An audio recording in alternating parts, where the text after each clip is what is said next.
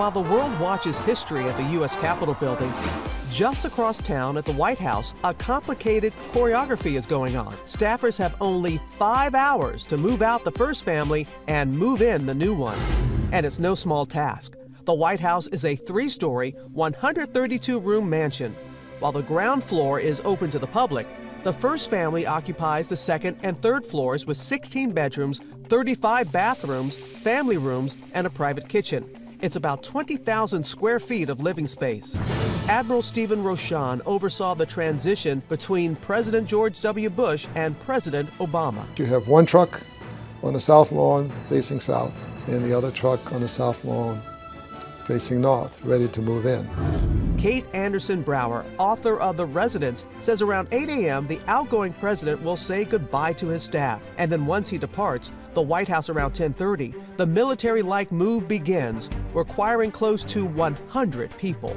Butlers, maids, chefs, florists, they're all involved in the move-in process because they can't hire outside movers for security reasons. But they do everything so perfectly that when the first family comes back in, their toothbrushes are in the toothbrush holders and their clothes are neatly folded in the dressers. I sent out a questionnaire to the advance team right after the election. What brand of shampoo, soap, carpets, bedding? Do you want foam pillows or feather pillows, mattresses? President Obama had a few requests after he moved in. A rain shower head for the bathroom, a basketball court, and a swing set for Sasha and Malia, which the Trumps did not want to keep, so the Obamas donated.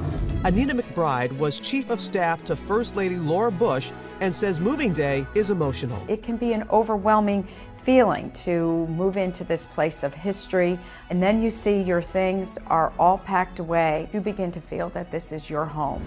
She took us to one of Washington's most famous antique stores filled with items from past White House administrations. This was one of Laura Bush's favorites. She would come here often and enjoy seeing the beautiful art and collectibles and presidential memorabilia. This is really quite extraordinary. This invitation for President and Mrs. Grant's daughter, who was getting married at the Executive Mansion. Mrs. Bush loved to come look at this beautiful sketch of President John F. Kennedy. This chest belonged to our second president, John Adams. White House is a living museum steeped in great history, but it is constantly evolving, and every new first family that comes in gets to put their imprint on it.